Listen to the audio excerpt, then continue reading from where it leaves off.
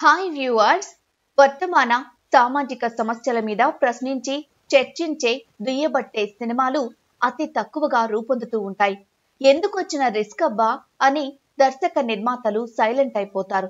నిజంగానే అవి రిస్కే. ఎందుకంటే వాటికి సక్సెస్ రేట్ తక్కువ, సమస్యలు ఎక్కువ. అలాంటి మూవీస్ మన తెలుగులో ఏమున్నాయి అని గుర్తు చేసుకుంటే 1997లో విడుదలైన సింధూరం మూవీ తప్పక స్ఫురణకు వస్తుంది. నక్సలిజాన్ని, పోలీసు వ్యవస్థని లోతుగా చర్చిస్తూ తెలుగు తెరపై కృష్ణవంశీ అద్దిన చెరిగిపోని సింధూరమిది. ఈ సినిమా విశేషాలు చెప్పమని చాలా రోజులుగా మన సబ్స్క్రైబర్స్ అడుగుతున్నారు. వారితో పాటు ప్రతి ఒక్కరూ తప్పక చూడాల్సిన, తెలుసుకోవాల్సిన మూవీ సింధూరం. క్రియేటివ్ డైరెక్టర్ కృష్ణవంశీ తనకు రెగ్యులర్ కమర్షియల్ మూవీస్ చేయడం అంటే ఇష్టం ఉండదు. ప్రస్తుతం సమాజంలో జరుగుతున్న పరిస్థితుల్ని, మనిషి పోకడిని గమనిస్తూ వాటిని అందరూ చర్చించేలా, గుర్తించేలా సినిమాలు చేయాలనేది. ఐపీఎస్ వ్యాస్ గారి హత్య జరిగాక అప్పుడు అసిస్టెంట్ డైరెక్టర్ గా ఉన్న కృష్ణవంశీ మదిలో ఎన్నో ఆలోచనలు. ఒక సిన్సియర్ ఆఫీసర్ తన డ్యూటీని సరిగ్గా నిర్వర్తిస్తే దానికి ప్రతిఫలంగా అతని హత్య జరిగింది. అసలు నక్సలైట్ అనే వాడికి పోలీసుకు మధ్య వైరం ఏంటి? నక్సలిజం అనేది సరైన రూట్లోనే వెళ్తోందా? పోలీసు వ్యవస్థ గాడి తప్పిందా? ఇలాంటి ఆలోచనలతో పిచ్చెక్కిపోయింది. కృష్ణవంశీ తను డైరెక్టర్ అయ్యాక వీటి మీద సినిమా తీయాలి అనుకున్నారు. గులాబీతో క్రియేటివ్ డైరెక్టర్ గా, నిన్నే పెళ్లాడతా మూవీతో టాప్ డైరెక్టర్ గా ఎదిగారు కృష్ణవంశీ. నిజానికి గులాబీ తర్వాతే సింధూరం చెయ్యాలి. కానీ స్వయంగా నాగార్జునే పిలిచి అవకాశం ఇవ్వడంతో దాన్ని సద్వినియోగం చేసుకున్నారు. నిన్నే పెళ్లాడతా తర్వాత కృష్ణవంశీకి పెద్ద హీరోల నుండి ఆఫర్స్ వెల్లువలా వచ్చి పడ్డాయి. బడా నిర్మాతలు మళ్లీ అలాంటి సినిమాలు తీయమని వెంటపడసాగారు. అయితే కృష్ణవంశీ మైండ్ లో నక్సలిజం గురించి సినిమా తీయాలన్న తపన. దానికోసం కథ రాయసాగారు. తెలుగులో ఎన్ని విప్లవ సినిమాలు వచ్చాయో అన్నీ తెప్పించుకుని వాటిని చూసి ఆ ఛాయలు ఎక్కడా కనబడకుండా తన శైలిలో భిన్నంగా కథ రాశారు. వర్షం మూవీ డైరెక్టర్ శోభన్ ఈ కథకు సహాయకుడు, కో డైరెక్టర్ గా వర్క్ చేశారు. అలానే సిరివెన్నెల సీతారామ శాస్త్రి గారు కొన్ని సలహాలు ఇవ్వడంతో పాటు అద్భుతమైన 5 పాటలు రాశారు.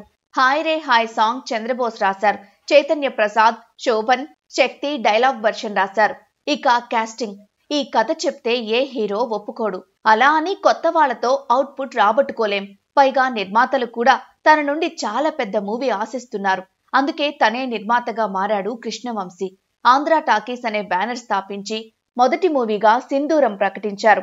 ఎప్పుడో 1988లో బ్రహ్మాజీ తనకు ఒక్కపూట అన్నం పెట్టాడని, ఆ రుణం తీర్చుకోవడానికి గులాబీలో మంచి క్యారెక్టర్ ఇచ్చారు కృష్ణవంశీ. ఇప్పుడు ఏకంగా హీరోగానే సెలెక్ట్ చేశారు. అలానే నిన్నే పెళ్లాడతా మూవీకి తన వద్ద అసిస్టెంట్ డైరెక్టర్ గా పనిచేసిన రవితేజ అనే కుర్రాడి వాకింగ్ స్టైల్, అప్పటి టాప్ హీరోల్ని అతను అనుకరించే విధానం కృష్ణవంశీకి బాగా నచ్చేసింది. తన ఎనర్జీని ఎందుకు వాడుకోకూడదు అని రవితేజని పిలిపించి, నా నెక్స్ట్ మూవీలో సెకండ్ హీరో క్యారెక్టర్ ఉంది, చేస్తావా రవి అని అడిగాడు. అప్పటిదాకా చిన్న చిన్న రోల్ చేస్తూ చిరాకు వేసిన రవితేజకు ఒక్కసారిగా కృష్ణవంశీ దేవుడిలాగా కనిపించాడు. హీరో అనే పదమే తనకు వినబడింది. ఎప్పటినుండో దానికోసమే తన ఆరాటం. అందుకే కథ ఏంటి, క్యారెక్టర్ ఏంటి అని కూడా ఆలోచించకుండా ఒప్పేసుకున్నారు. పల్లెటూరి నేపథ్యం కాబట్టి హీరోయిన్ కాస్త బొద్దుగా ఉండాలని, ఎవరైతే బాగుంటుందని ఆలోచిస్తుంటే సౌందర్య, మీనని సజెస్ట్ చేశారు కో డైరెక్టర్ శోభన్. అయితే అంతా కొత్త వాళ్ళు కదా, హీరోయిన్ కూడా కొత్తమ్మాయిని తీసుకుందాం అనుకున్నారు. ఒకరోజు ఫ్లైట్ లో ప్రయాణిస్తుంటే అదే ఫ్లైట్ లో హీరోయిన్ సంఘవి కృష్ణవంశీ కంట పడింది. తాజ్ మహల్ మూవీలో హీరోయిన్ అని గుర్తుపట్టారాయన. తనైతే హీరోయిన్ గా పర్ఫెక్ట్ అని ఆమెను పిలిపించి ఆడిషన్ చేసి సెలెక్ట్ చేశారు. అప్పటికి సంఘవి తెలుగులో 4 సినిమాలు మాత్రమే చేశారు. భానుచంద్ర, చలపతిరావు, పరుచూరి వెంకటేశ్వరరావు, శివాజీ రాజా, ఆహుతి ప్రసాద్ లాంటి వారితో కాస్టింగ్ రెడీ అయింది. మ్యూజిక్ డైరెక్టర్ గా శ్రీ. 1997 ఏప్రిల్లో షూటింగ్ ప్రారంభం. పెద్ద పెద్ద ఆఫర్స్ వదులుకుని ఊరు పేరు లేని వారితో సినిమా తీస్తున్నాడు ఏంటి కృష్ణవంశీ, ఆయనకేమన్నా పిచ్చా అనే విమర్శలు అవేవీ పట్టించుకోకుండా కృష్ణవంశీ తన అనుకున్న పంథాలో వెళ్లిపోతున్నారు. షూటింగ్ మొత్తం దాదాపు తూర్పు గోదావరి జిల్లాలోనే జరిగింది. రాజమండ్రి, తొర్రేడు, రామచంద్రాపురం, రంగంపేట, ర్యాలీ, రంపచోడవరం గ్రామాల్లో, అడవుల్లో షూటింగ్ అంతా కంప్లీట్. అన్నపూర్ణ స్టూడియోలో కొంత షూటింగ్ జరిగింది. సినిమాకు బిజినెస్ జరగలేదు. దాంతో అడ్వాన్స్ బేసిస్ మీద మూవీని రిలీజ్ చేశారు. అలా సెప్టెంబర్ 12, 1997లో రిలీజ్ అయింది సింధూరం. సినిమాలో అప్పటి సామాజిక పరిస్థితుల్ని చర్చించారు. వ్యవస్థలో లోపాలు ఎత్తి చూపారు. వీటికి పరిష్కారాలు ఏంటని ప్రశ్నించారు. మూవీ స్టార్టింగ్ లోనే ఇందిరాగాంధీ హత్యల్ని ప్రస్తావిస్తూ టెర్రరిజం బాధిత దేశంగా, నక్సలిజం పేట్రేగిపోతున్న వ్యవస్థగా చూపిస్తూ ఇదా మన స్వాతంత్ర భారతదేశం అని వ్యంగ్యంగా, కోపంగా, బాధగా అర్ధ శతాబ్దపు అజ్ఞానాన్ని స్వాతంత్రం అన్నామా, స్వర్ణోత్సవాలు చేద్దామా అని పాట రూపంలో చూపించారు. సరిగ్గా విని అర్థం చేసుకుంటే ఇది ఒక మహా అద్భుతమైన పాట. ఒక సామాన్యుడు నక్సలైట్ ఎందుకు అవుతున్నాడు, అందుకు ప్రేరేపిస్తున్న సంఘటనలు ఏంటి అనేది క్లియర్ గా చెప్పడంతో పాటు నక్సలిజం సరైన దారిలోనే వెళ్తోందా అనే ఆలోచన కలిగిస్తుంది సింధూరం. అలానే పోలీస్ డిపార్ట్మెంట్ లో ఎంత కర్కశంగా ఉంటారో, లంచాలకు అలవాటు పడి సామాన్యుల్ని ఎలా బలి చేస్తారో చెప్తూనే భానుచందర్ పాత్రతో వారిలో సిన్సియర్ పోలీస్ ఆఫీసర్ కూడా ఉంటారని చూపెట్టారు. గాడి తప్పిన సిస్టంతో చివరకు బలయ్యేది సామాన్యుడే అని తెలిసొచ్చేలా చెప్తుంది సింధూరం. మూవీలో ఎన్నో గుండె బరువెక్కే సన్నివేశాలు, కదిలించే షాట్స్ ఉంటాయి. క్లైమాక్స్ లో బ్రహ్మాజీ చనిపోయే సీన్, ఆ తర్వాత రవితేజ, భానుచందర్లు ఇచ్చే ఎక్స్ప్రెషన్స్ సినిమాలో ఇదే బెస్ట్ హైలైట్ సీన్. సమస్యకు పరిష్కారం చూపకుండా ఈ మారణ హోమానికి ముగింపు ఎక్కడా అని సినిమాని ముగిస్తారు. అప్పటి పరిస్థితుల్ని కళ్లకు కట్టినట్లు చూపిన ఈ సినిమాలో అక్కడక్కడ కొన్ని చిలిపి సన్నివేశాలు, హాస్యం పాలు కూడా ఉన్నాయి. రవితేజ క్యారెక్టర్ మొదటి భాగం అంతా ఎంటర్టైన్ చేస్తుంది. అయితే జనాల్ని ఆలోచింపచేసిన ఈ మూవీ వారి చేత ఆదరించబడలేదు. క్లాసిక్ అనిపించుకున్న సినిమా కాసులు మాత్రం కురిపించలేక పరాజయం పాలైంది. బ్రహ్మాజీ సినిమాకు హైలైట్ గా నిలుస్తాడు. తన అవుట్ స్టాండింగ్ పర్ఫార్మెన్స్ తో బుల్లిరాజుగా చిరకాలం మిగిలిపోయే పాత్ర పోషించారు. అప్పటికి బ్రహ్మాజీ కెరియర్ లో సింధూరం బెస్ట్.